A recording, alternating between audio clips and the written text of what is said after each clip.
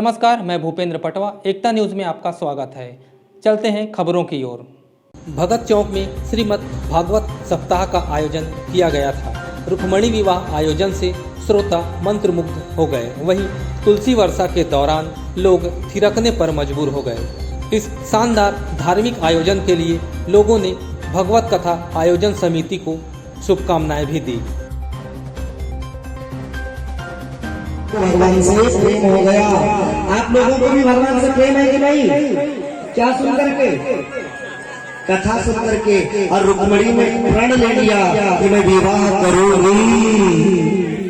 अगर अब मेरा कोई दूल्हा बनेगा, चूंकि भगवान द्रौपदी का क्या बने भाई, द्रौपदी का क्या बने, यशोदा का क्या बने बेटा, देवकी का क्या बने, अर्जुन का क्या बने सारथी।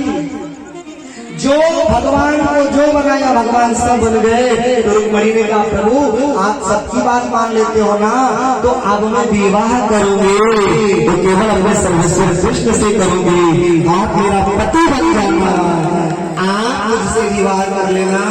और रुक्मणी भगवान को ही अपना पति मन में मान ली। बचपन से रुक्मणी ने पति किसको मान लिया?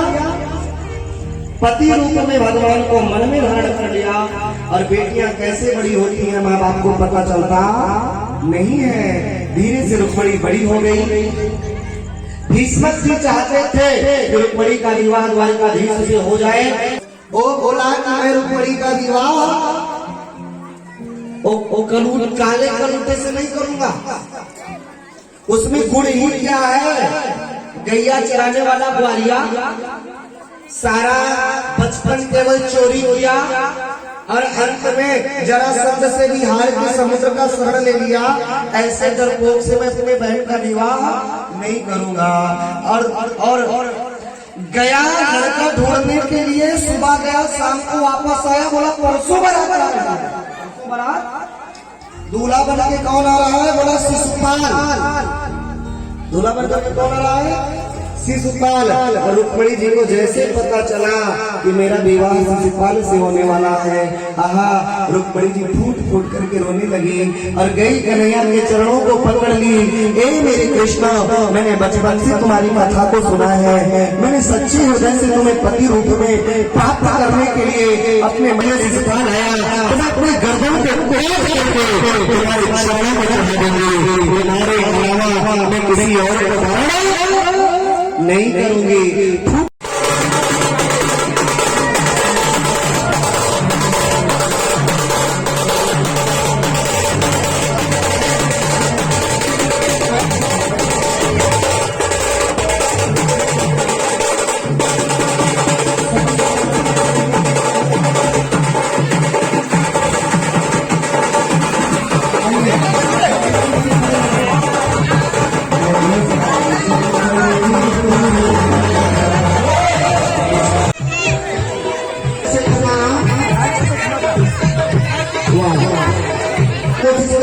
कन्हैया बहुत बड़े हैं, रुक्मणी जी पहुंच नहीं पा रही है। रुक्मणी जी को कन्हैया के सबको काम में खड़े हैं। तब सखियां कन्हैया से प्रार्थना कर रही हैं।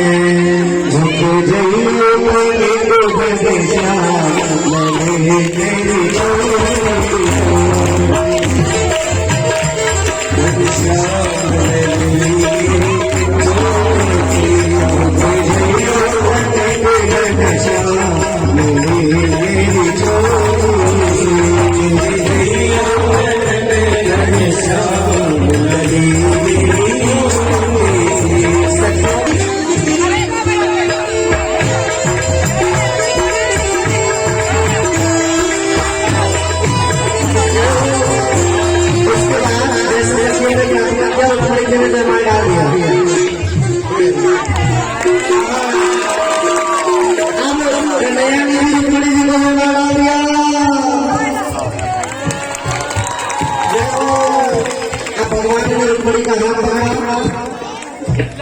भगवान रुक्मणी को भाले कहाँ लेके जाओगे? और द्वारिका में भगवान है, बड़े बड़े तरीके से विवाह हुआ।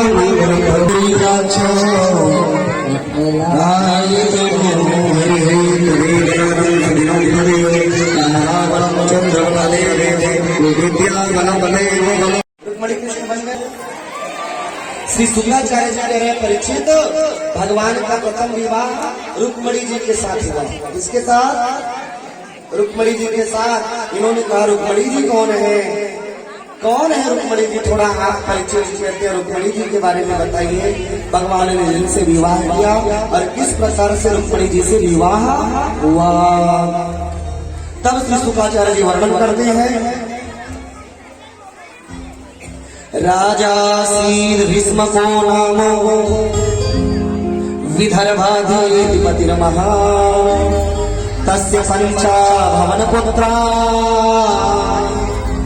कन्यका च वरानना। मैं ध्यान से सुनो, कौन है? भीष्म की बेटी, महाराज भीष्म की बेटी। तस्य पंचा भवन पुत्रा, महाराज भीष्म के 5 बेटे। कितने बेटे? 5 बेटे हैं और सबसे बड़े बेटे का नाम है रुक्मी। और 5 भाई के बीच में रुक्मणी जी अकेली है। रुक्मणी जी अकेली है। और सुनो, जब रुक्मणी जी छोटी सी थी ना मैया, तो रुक्मणी जी भागवत की कथा सुनती थी। कहेगी कथा, बेटियों को कथा खूब सुनना चाहिए। भागवत की कथा बच्चों को भी सुनना चाहिए। अपने बेटे को गाल का चाटा मार के बुलाया करो। और अगर भागवत की कथा सुनेगा तो कभी नालायक नहीं होगा। और मूवी थिएटर में जाएगा तो सिमरेट और राधे राधे बोल दीजिए, थोड़ा जोर से बोल दीजिए। दादी लेट क्यों हो रहा है? आप 3 बजे आती हैं, प्रेम से कह दीजिए। प्रार्थना है, कल कथा का विश्राम है। कल की कथा आप सभी को पूरा सुनना है। कल की कथा जो सुनेगा 7 दिन की कथा का फल प्राप्त हो जाएगा। कल सुदामा जी का चरित्र है, तो पोटली चावल का जरूर लेकर के आइए। आइए हम लोग विवाह की ओर चलते हैं। भगवान का विवाह है भाई। रुक्मणी जी के बारे में बताया जा रहा है। रुक्मणी जी का जीवन देखो मैया। रुक्मणी जी जब छोटी थी तो नारद जी से सत्संग करती थी।